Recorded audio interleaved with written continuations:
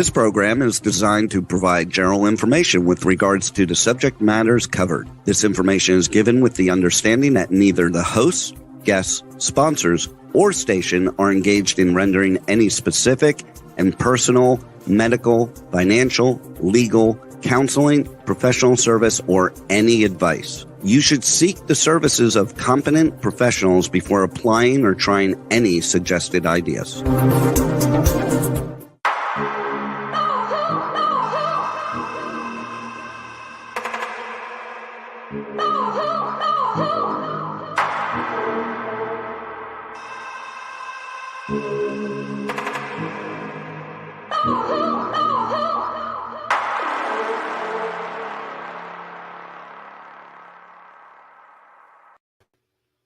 Good morning, truth seekers and true crime junkies. Nanette Bartow here with another episode of Hit the Road, Jack, Finding the Zodiac. I have this great American flag. I found this last weekend on 4th of July. We did a family reunion up in Alturas, California. And as I passed through and into where we were going to be camping, I saw this flag hanging above the road. It was absolutely ginormous. And with the backdrop of the clouds and the beautiful sky, it was absolutely gorgeous. So I thought I would shoot a picture of that and send that out to everybody and say happy 4th. I appreciate my country for the freedom of speech, and I would like to say transparency. We hear that word a lot, especially with politicians. However, I find that in a lot of cases, that's not exactly what we're getting. So I thought today we would start that with some remembrance of what this country is built on, which is freedom of speech, and the people run the government. So last week we were into Cheri Jo Bates, and we covered some of the facts around that case, and we kind of left off, and I'll just kind of retouch the bases of we had the handwriting that was confirmed once again by authorities that the Zodiac author is also the author of the Cheri Jo Bates communications. At that point in time, when he took credit for Cheri Jo Bates, he had indicated he had 14 kills that were claimed.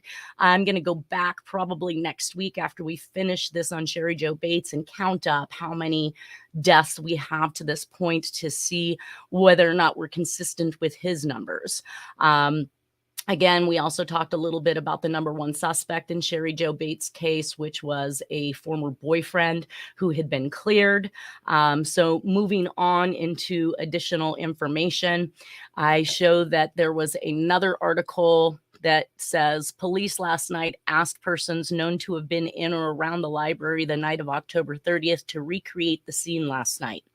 Now, everybody showed up except for two people, and it looks or it appears as though they're making a cry out for following the library reenactment.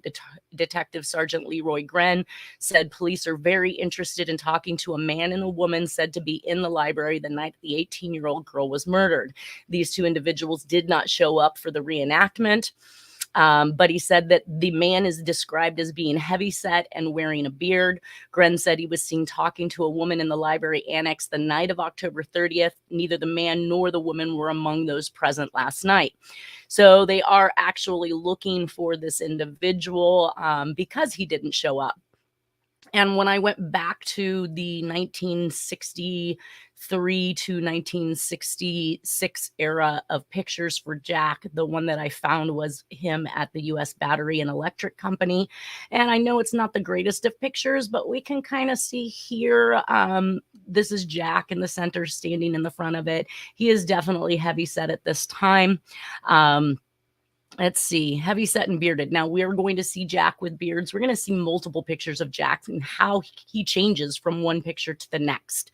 Let's see what else they said in here was the man seen by officers in the squad car was a white male, 35 to 40. Now, that is exactly Jack's age in 1969. So, of course, this particular newspaper article is talking about the Zodiac and the police officers who witnessed a gentleman who shot them off in the direction looking for a African-American male waving a gun. But this is kind of the description that they're giving. White male, 35 to 40, 5'10", 180 to 200 pounds, and barrel-chested with light-colored hair, a crew cut, glasses. So everybody keep in mind glasses. Every time they give you a suspect that isn't wearing glasses, likely that is not the suspect we're looking for. He likely would not have left the scene wearing glasses because he wouldn't have been able to see through them unless they were his and he was actively using them.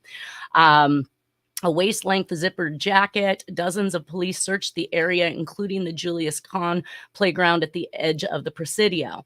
Now, the police believe that the Zodiac has an eye problem because he wore glasses even under his hood. So once again, you guys, if they're giving you a suspect without glasses, disregard that, move on, research somewhere else. There are also indications that he had some connection to the military. And so today, 2020, I started seeing this profuse propaganda that was indicating that there was no connection to the military. Now, they must just think as a public, we're just completely stupid because there are far too many military connections that we have already found up to this point, and we haven't even touched the Zodiac case. It says he wore a military type crew cut or short hair. His pants had pleats at a time when that cut was not fashionable. And that's one of the things that we quoted Jack for, was wearing dark pleated pants and shiny shoes. Also, that when I watched the movie Suspect Zero, which I kind of think or feel that it's fashioned a little bit after Jack, we also noted that he was wearing shiny shoes and dark pleated pants as well. So that was kind of interesting. It says that he committed several of his murders in the Vallejo area near Mare Island and one near the Presidio, and his messages showed some knowledge of cryptography, which is not something that most people knew at that time. Tashi said he leans towards the theory that the Zodiac may have been connected with the Navy at one time. Absolutely correct in Jack's case. And I think that is because in addition to the fact that he wore a Navy-type windbreaker jacket for the Stein killing, the detective notes 3 codes were used in his messages and some had nautical signs. And I was actually able to find those nautical signs. We'll talk about that down the road as some of the symbols that were used in his ciphers. One sign is used by weathermen and Navy people. So weathermen leads me right back to the aviation part of it, and Jack's being in the Air Force, because obviously the weather and knowing the weather and those signs are very important to aviators. So moving on. Cheri Jo Bates went to RCC with Cecilia Shepard. So here's another thing that I wasn't aware of when I first did my research into this, is that there is a connection there, and that Cecilia Shepard was a student at Riverside Community College. So some of the things that I've pulled out of this particular newspaper article was that in a 9-hour meeting, the results, Monday's disclosure was that a Chronicle investigation had determined a definite link between Zodiac and the 1966 savage knife slaying of Riverside co-ed Cheri Jo Bates. Also, the consensus of several investigators attending the meeting was that Zodiac killed the 18-year-old honor student during a time in which he had some close connection to Riverside. Now, we know that Jack's brother was living in Riverside at this time, so there's that close connection. Aside from that, Jack also lived in Riverside during, I'm going to say, circa 51, 52 with Letha, so he was familiar with the area and the newspapers before they merged and combined. So he would have been aware of the 2 different types of newspapers that were running. We're going to hear about from some of Tom Voigt's stuff. Now, they also indicated that the poem, a state crime bureau handwriting expert, Sherwood Morrill, confirmed Tuesday the desk poem turned up by the Chronicle was authored by the Zodiac. So again, we have a connection not just to the letters now, but to a desktop poem that we're going to be talking about. And last but not least, well, we already covered that. Jack's brother has a house in Riverside at this time, and he has returned from Texas back to California looking for Doris. So we know all of these facts, and we know that he was in the Riverside area in 1966. Here's some additional documents that I found from the FBI FOIA files. On Cheri Jo Bates, it states she was murdered at about 6 p.m. She checked out 3 books from the library at approximately 6 p.m., and those books were found in the seat of her car. Some try to put the murder around 9:30, but I'm going to, like I said before, take for granted that these documents are what we should be paying attention to, because this is what law enforcement believed at the time. Let's see here. It says he advised that the other points in the letter, such as the details of the manner of the murder and the call to the police department. So here again, not just in someone's statement, not just in law enforcement statement, but in this actual FBI file, it states that the murderer made a call to the police department and made it appear that the writer of this letter is actually the murderer. So we know he either has a lot of information, like John Mark Carr did in the John Benet Ramsey case, which made people pay attention to him, or he is in fact the murderer.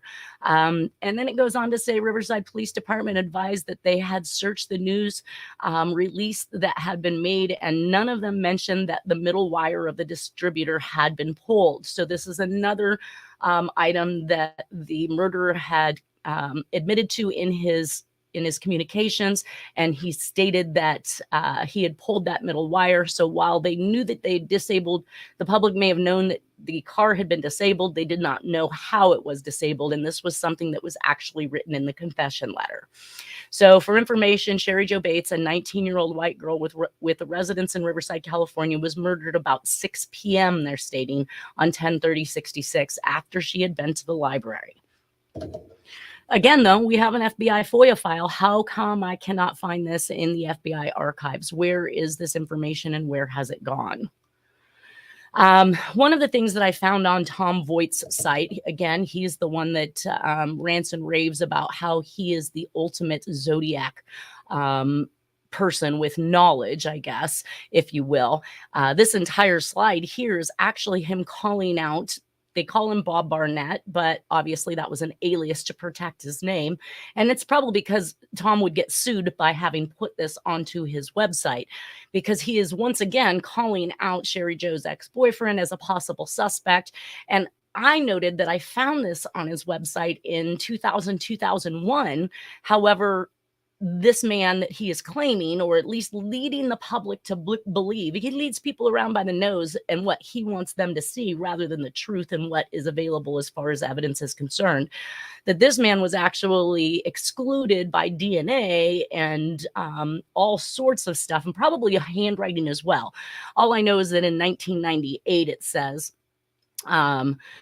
and it's a very small blurb on Tom Voigt's site, which is something I wanted to point out, and we're going to talk about with the Zodiac as well, is that they always make these great big huge claims with lots of information for people to go through about somebody being a suspect. And then when they're cleared, you get this tiny little 3-line or 3-second blurb in the news that, no, it's not that person. And nobody ever hears or sees that part of it. All they remember is the great big long rant that they read, like this one here on Tom Voigt's website, where it is blaming Bob Barnett, not his real name, was developed as a suspect within about 2 years of Cheri Jo's murder.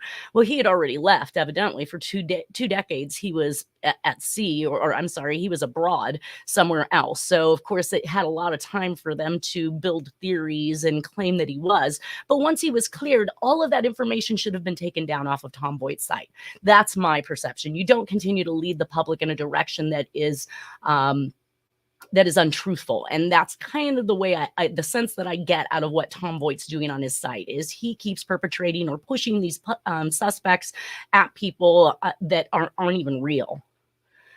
So I did also find this on Tom Voigt's site that says, well, the current view of the Riverside Police Department is that Cheri Jo Bates was murdered by a suspect they have identified, again, her ex-boyfriend, but cannot yet convict due to lack of evidence. Recent information I have received suggests the possibility that Bates was an early victim of the Zodiac Killer.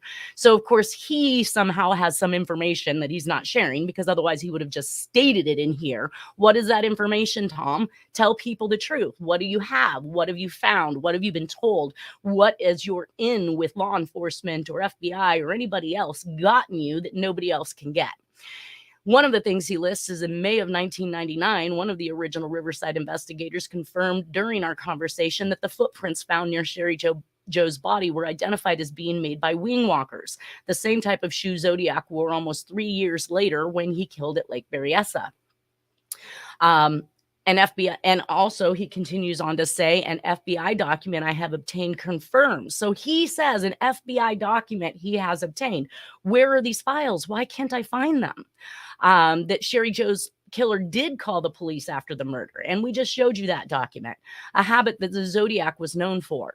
And he says, note, the Riverside Police Department have never confirmed that a call was placed to them. Of course they haven't. Why would they do that? That is one of the pieces of evidence I'm pretty sure that the Riverside Police Department indicated was a similarity between the MOs of these two killers, the Zodiac and Cheri Jo Bates, that they were not able to release. As a written confirmed that a call was placed to them as was written in an anonymous confession sent to the police and local newspapers in late November 1966.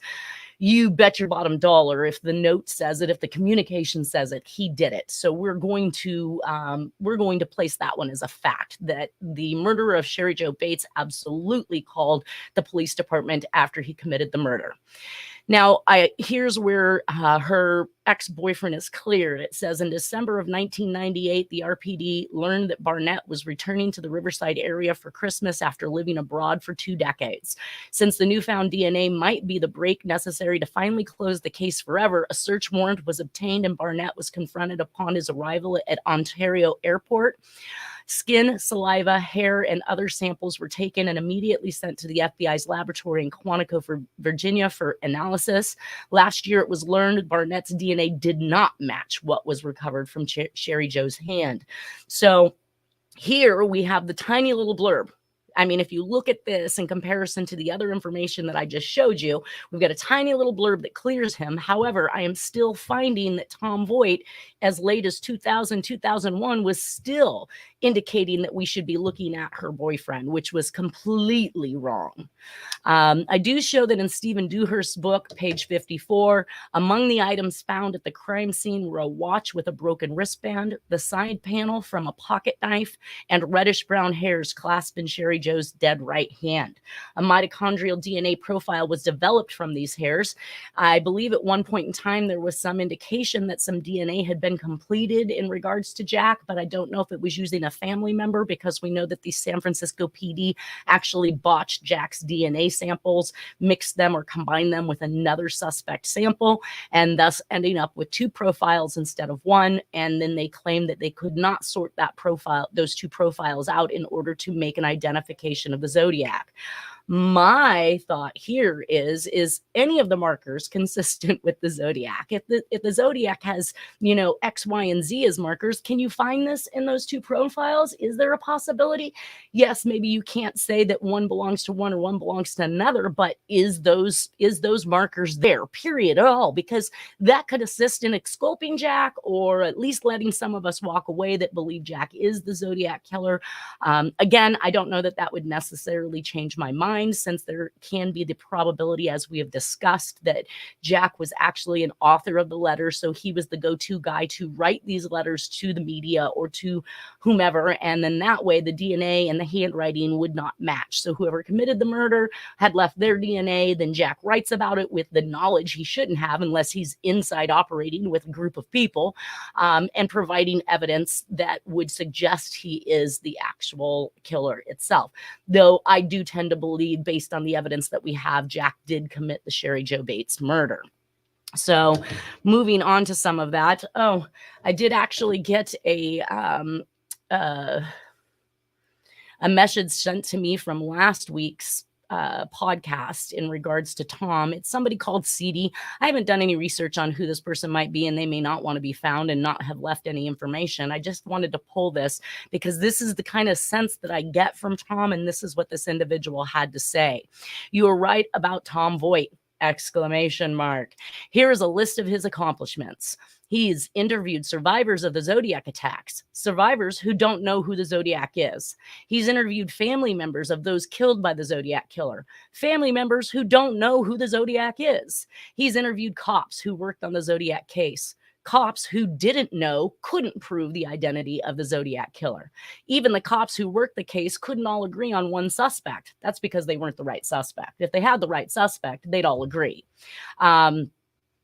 He's also interviewed a few of the suspects, in quotes, suspects who were never proven and never will be to be the Zodiac. He continually boasts about bringing these suspects to the attention of law enforcement. Well, 0 times any other number is still 0, which after all of these years is what he has. 0. So when you think about the statement that this individual is making, he's done nothing but bring people who are not plausible suspects. There's no evidence to support it. It is just his word and hearsay and other people who believe that these guys are the Zodiac to the forefront. He has never once even considered Jack Terrence. In fact, he has such a hatred for Dennis because Dennis was telling the truth that he literally did everything he could do to bash and put down and run ads and internet websites, just calling Dennis out on these things rather than addressing the facts or the evidence in the case and disputing it or showing us how Jack couldn't be, which is something he couldn't possibly do because he's not a great researcher. Either way, the bottom line is that he's made money and we're going to show some of those things where he accepts donations for the very information that should be free to the public, but he charges for it. And he's probably made a decent living. People have said that he's made it rich on this. I really don't know if he has or not, and I really don't care. But the bottom line is people need to stop patronizing things that are not the truth. So to the confession letter. One of the things I want to point out about this confession letter is when they received it, they could barely read it. So I'm not sure how we are in possession of something so clear and so strong, but they indicated that they had received the carbon copy of this, and they had thought it might have been 4th or 5th generation carbon copy because it was so light to read. But they did note that this particular document had been done on a teletype machine, which is owned by the military at this point in time. So back to the military inclusion. Our confession letter from Cheri Jo Bates murderer says the confession. It's actually labeled like a poem. It's given a header, like it's a story or something. And it says by, obviously, and it's blank because he's not going to tell you what his name is. That's one of the ploys that we'll see throughout the communications. He says she was young and beautiful, but now she is battered and dead. She is not the first and she will not be the last. I lay awake nights thinking about my next victim. Maybe she will be the beautiful blonde that babysits near the little store and walks down the dark alley each evening about 7. Or maybe she will be the shapely blue-eyed brunette that said no when I asked her for a date in high school. But maybe it will not be either. But I shall cut off her female parts and deposit them for the whole city to see. So don't make it too easy for me. Keep your sisters, daughters, and wives off the streets and alleys. Miss Bates was stupid. She went to the slaughter like a lamb. She did not put up a struggle, but I did. It was a ball. I first pulled the middle wire from the distributor. Then I waited for her in the library and followed her out after about 2 minutes. The battery must have been dead by then. I offered to help. She was then very willing to talk with me. I told her that my car was down the street and that I would give her a lift home. When we were away from the library walking, I said it was about time. She asked me about time for what? I said it was about time for her to die. I grabbed her around the neck with my hand over her mouth and my other hand with a small knife at her throat. She went very willingly. Her breast felt very warm and firm under my hands. But only one thing was on my mind, making her pay for the brush-offs that she had given me during the years prior. She died hard. She squirmed and shook as I choked her, and her lips twitched. She let out a scream once, and I kicked her head to shut her up. I plunged the knife into her and it broke. I then finished the job by cutting her throat. I am not sick. I am insane, but that will not stop the game. This letter should be published for all to read it. It just might save that girl in the alley, but that's up to you. It will be on your conscience, not mine. Yes, I did make that call to you. Also, it was just a warning. Beware. I am stalking your girls now. And this was CC'd to the chief of police and the Enterprise newspaper. So, of course, this means that multiple communications went out, though I only have one envelope for it having arrived at the police department. So, or I'm sorry, Riverside Press or Enterprise. We'll see when we get to the envelope which one that one went to, but this clearly means that there was more than one of these that were sent out, and we've only seen one version. So that brings me to a little piece of evidence that we found in Jack's belongings, which is an imperial knife.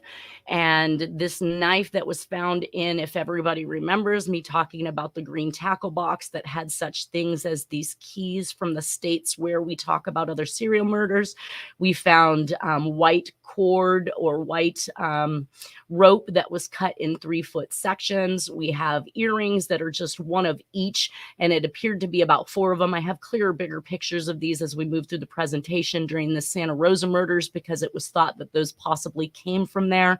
And then, of course, this is the picture of the knife as it was removed, along with the pilot razor pens that Jack loved to use. And these boys were used, oh my gosh, like the tips of these were bent sideways and they were completely dried out, which I suspect would have happened over 20, 30 years of sitting in a storage shed. But it was really the condition of the tips that really brought to light the anger that was being used as these pens were being used, the heavy pressure, the subduing of emotions and feelings that were occurring while he was using these pens, because he was literally taking it out on the pens. So this being found in the tackle box, and Dennis had information that suggested this was the type of knife that was used in the Cheri Jo Bates murder, though I couldn't find what type of knife, because like I said, they're busily removing all of the evidence in regards to Cheri Jo Bates. They're disseminating it, they're twisting it, they're turning it, they're not even giving us the truth anymore. So in my search looking forward, I was really only able to find that half of the handle was left at the scene of the crime in Stephen Dewhurst's book, and I really couldn't even track where that information came from, though I know I had seen it before. And once again, like I said, when I researched it a couple weeks ago, I actually found information that suggested the same and then lost it when my computer reset itself. Either way, I'm sure I can find it again. It'll just take some time. So anyways, we're looking at this imperial knife that is actually missing this side of the handle, which we can see was nice and yellow. And then, of course, we can see that we have a bent, broken tip. So this no longer has the extension of the tip off of it. I cropped this picture down to the broken portion, but you can still see in many of these. So that's approximately how much of the tip is actually missing. It was probably about a good 1/8 of an inch, maybe not quite a quarter. I'm going to say maybe three, I don't know, maybe an 1/8 of an inch. Or just over an 1/8 of an inch that was missing. And there was also information at one point in time, which I am still struggling to find, that indicated there was a tip or a piece of the blade that was lodged either into a collarbone or a chest bone, but that was removed during autopsy, which would coincide with the knife breaking.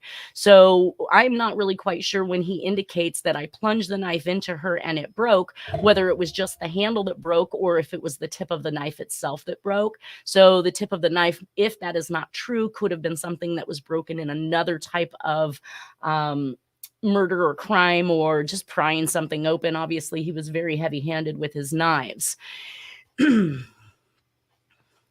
So in the top here, it shows that he advised that other points in the letter, such as the details of the manner of the murder. So now we're not talking about the distributor wire being pulled and that the public wasn't aware of that, but that was something that the murderer knew and the police knew and the public didn't. We are now talking about details of the murder, not necessarily that her throat had been cut, because that had obviously been very apparent, and pretty much, as far as I can tell, everybody was aware of it from the beginning, that she was nearly decapitated. But the manner of the murder. So the manner of the murder at this point, I believe, is going to be held in the statement, I plunged the knife into her and it broke. So we also know that there was residents who witnessed 2 men with flashlights in the alleyway the night of her murder that appeared to be searching for something. It would be my contention that they were searching for the other half of this handle of the knife and could not find it, and that it is now in police possession. So getting a confirmation on that could rule this knife out. So again, sharing with the public might assist in either bringing these crimes to a close and solving and learning who the murderer was, or it could exclude individuals based on that information as well. So the information that I found on this particular knife, it is a 1950 Imperial Crown Fish folding pocket knife with a scaler.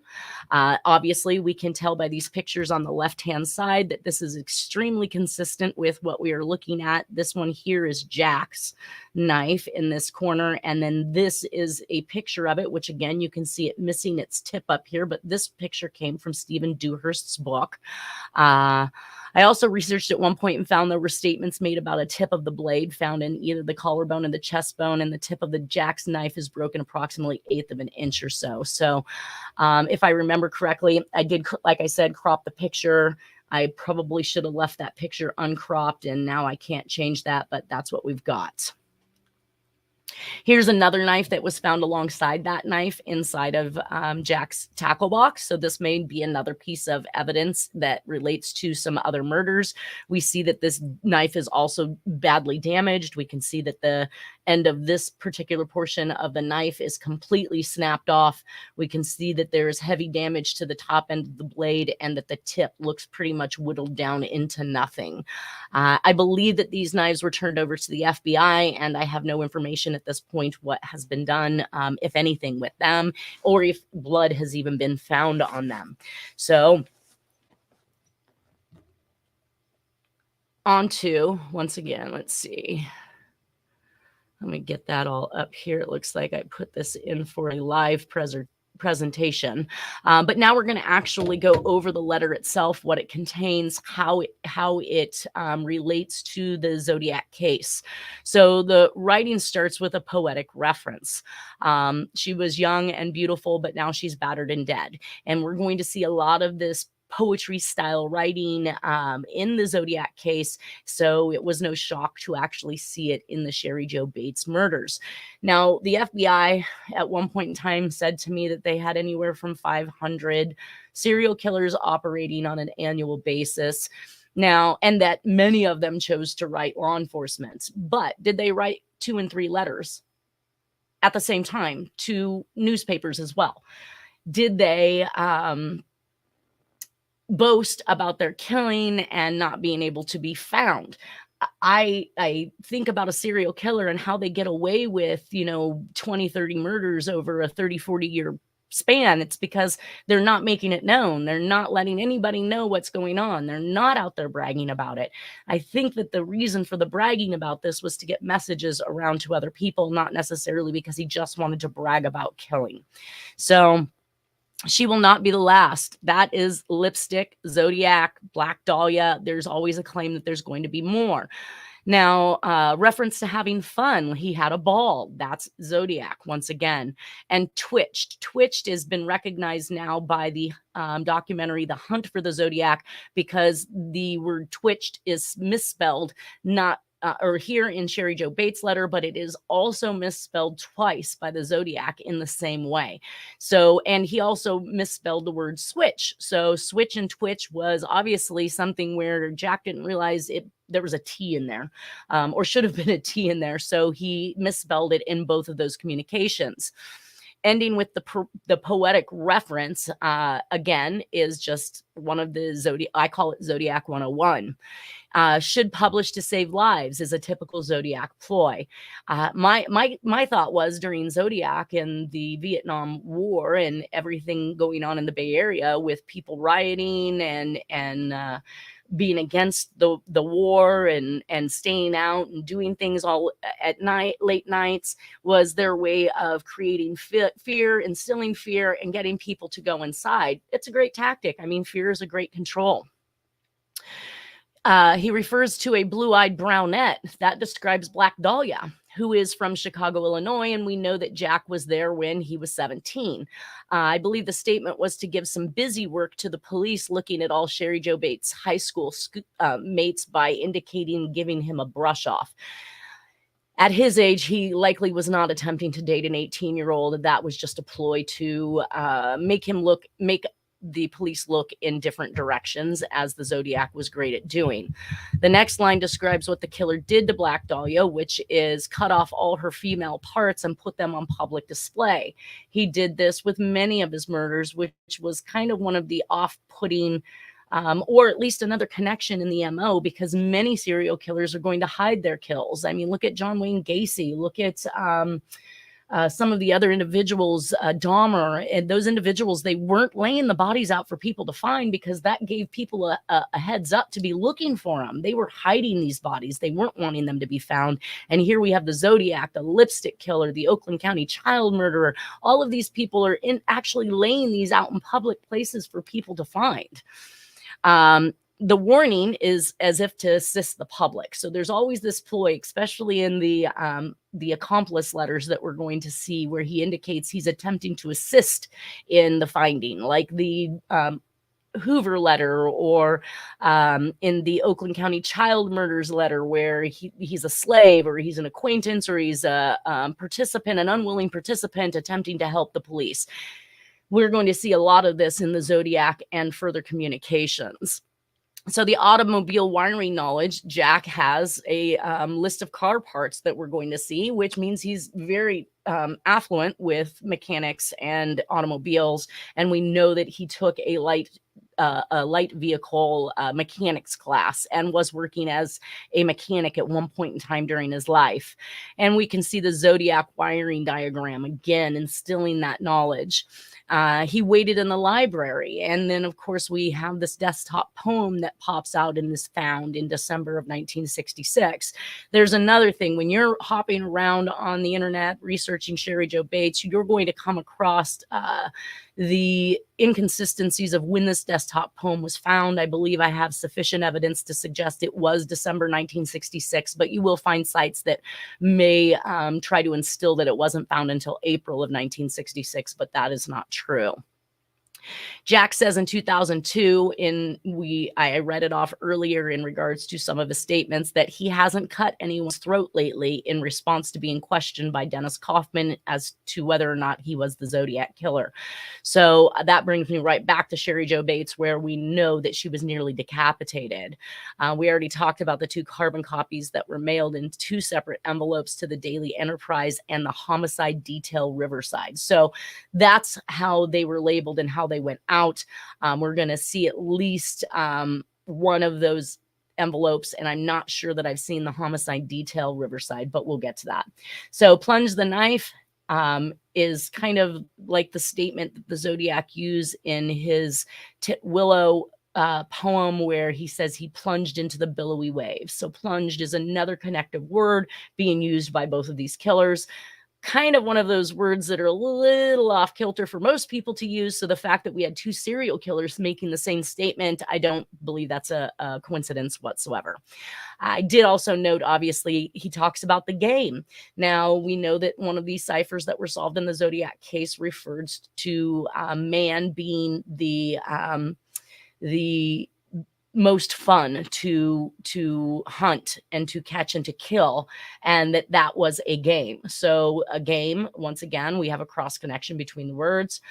I did also note that he indicates that her breast felt firm, which would lead me to believe that we are dealing with an older individual, not a classmate, because if you are 18, 17, 18, we're all firm, right? It isn't until later in life and after children and other circumstances that you become not firm. But clearly he was used to not firm, and to feel hers, and it felt firm and good to him, would indicate that he is a male that is of an older age than college students that she might have been going to school with.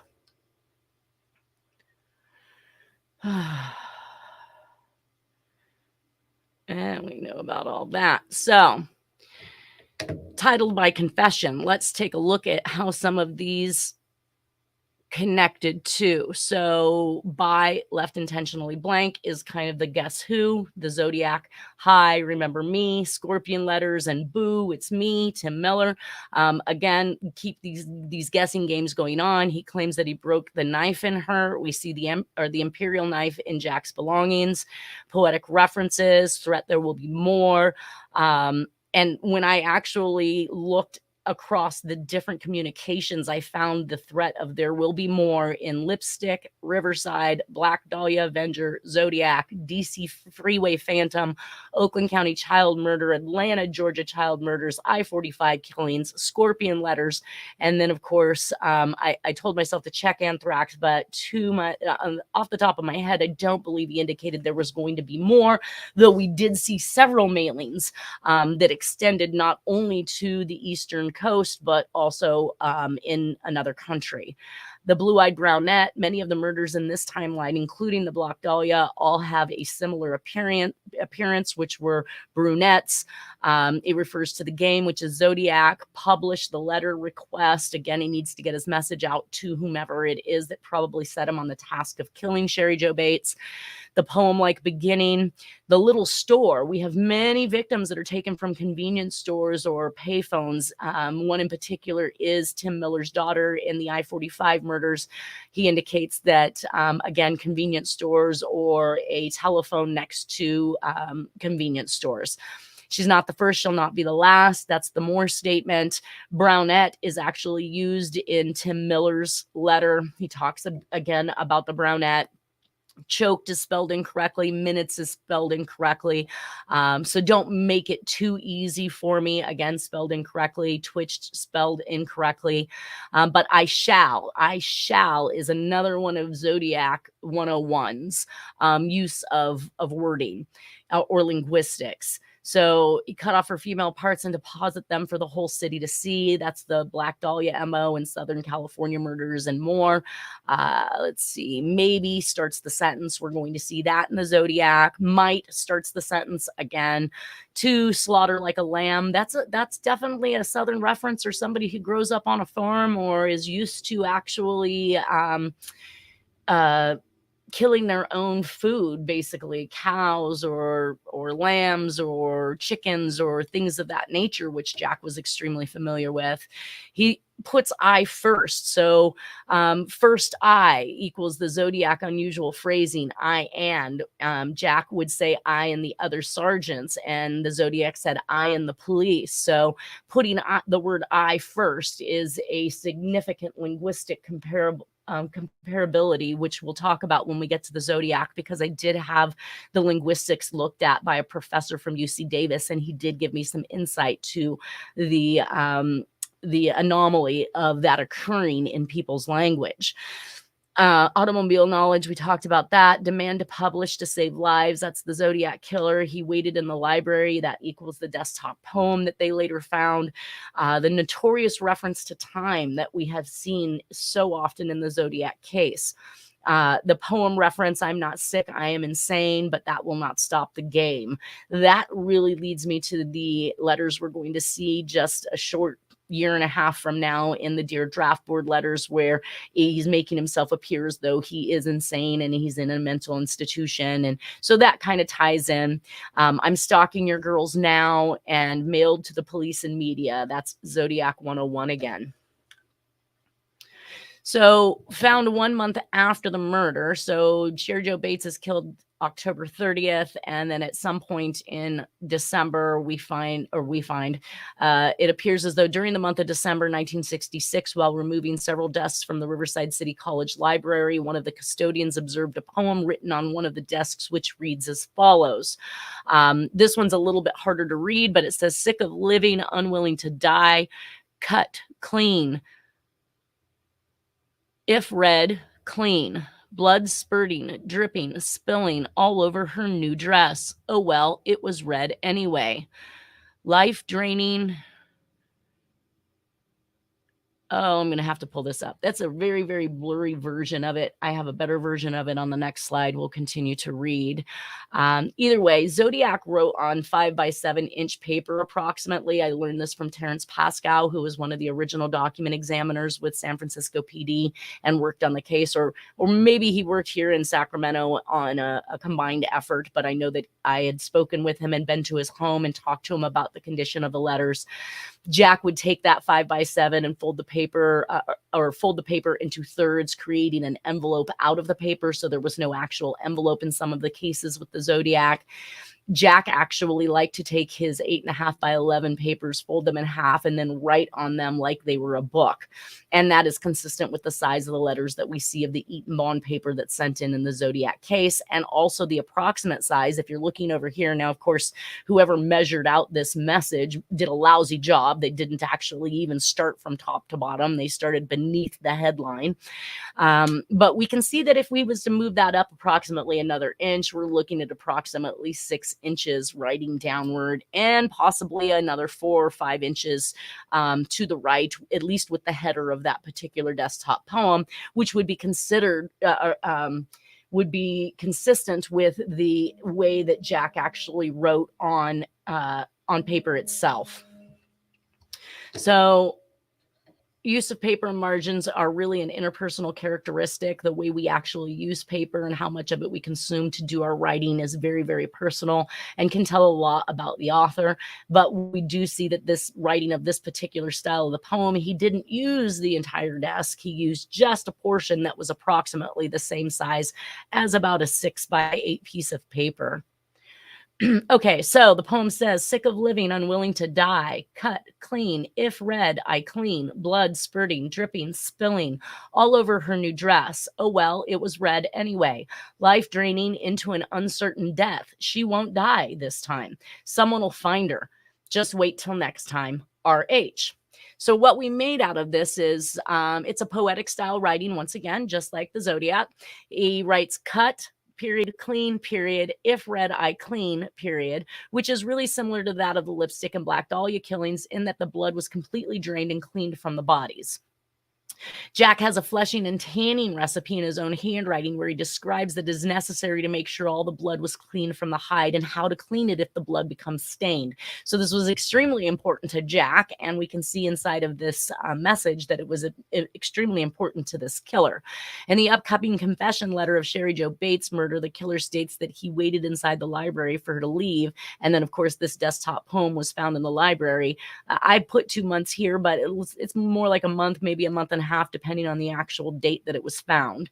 The suspect uses a 3-word combination written as one word, someone'll. So it would be someone will, but it's someone will find her. And we know that this is similar to Zodiac and Jack using what's his name and other considerations of words that he puts together into a single word. Just wait till next time is the same thread as Lipstick Killer with killing more, and references there will be some who won't be found. And that also correlates to underground, which the Zodiac talks about, and further messages. I don't know why this ended up in my notes, but I thought I would keep it in the mix in case I figured it out. This is all really old research that I had done approximately 10 years ago, but I had in here for some reason, Einstein 4/1855, sweetest thy name to me doth promise much, by someone named R.H. It's a Japanese haiku from October of 28th, 1964. We do know the Japanese connection with Jack, and we also know that this desktop poem says RH at the bottom, and I'm not sure that I've figured out what RH really means, but there are a lot of things that I could actually attribute it to. One of those is a connection to the Japanese haiku, would be right up Jack's alley, and the other is Randolph Hearst and the Riverside Herald. Both come to mind to me for the RH as well. Now, the reason why I bring back this murder that we've already talked about, which is this gal who was found murdered in December of 1966 in Tiburon, is because we're going to see a couple letters here shortly where the author talks about Tiburon specifically. And then we note that inside this little newspaper article, it says that the woman was wearing a white raincoat and a red dress with white tennis shoes and an inexpensive wristwatch, deputies reported. So that desktop poem, as he's sitting there waiting to kill Cheri Jo Bates, he's indicating that he has attempted to kill somebody and it got all over her dress. Oh, well, it was red anyways. I think is a direct tie-in back to this particular Tiburon murder, and it should be considered or looked at for the consistencies with Cheri Jo Bates and the Zodiac. Looks like we've got about 1 to 2 minutes left here.